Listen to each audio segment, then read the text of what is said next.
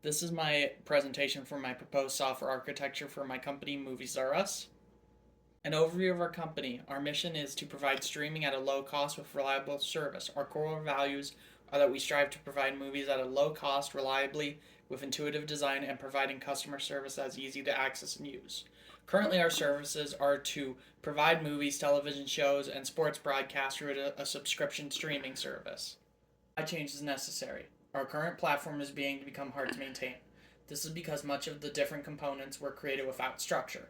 As such, the program can be difficult to maintain or update as developers have retired or transferred to other divisions and therefore cannot update their own original component. How software architecture can support the business. Implementing architecture will help the project to be more maintainable. This is because the individual components can then be more easily integrated with each other. This is because the architecture can be used to separate the project into different subcomponents and teams working on it. As such, the code should be separated into most likely a client, an API, a database, a movie, and any microservice that could be helpful in supporting the application.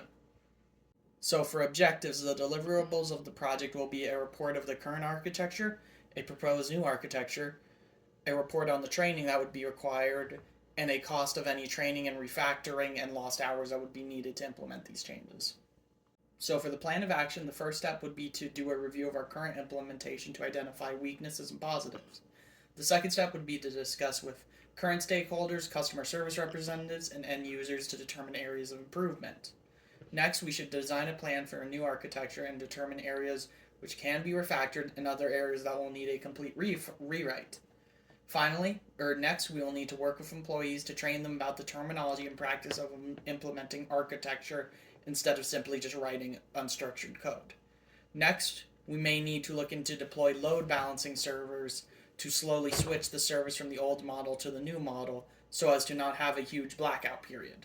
Finally, we should be conducting surveys and monitoring logs and interviewing end users to ensure that quality is maintained throughout this process. For time frame, there will be about 1 week of discovery where we'll be attempting to discern all problems. Then there will be 2 weeks of discussing between the various stakeholders involved the weaknesses and positives that were found in the discovery phase. Next, there will be about 3 weeks of training, hopefully, to try to retrain employees, try to establish new base grounds for what should be our standard going forward. Next, probably is going to be about a month to refactor, redeploy, and test the updated version of the project using architecture.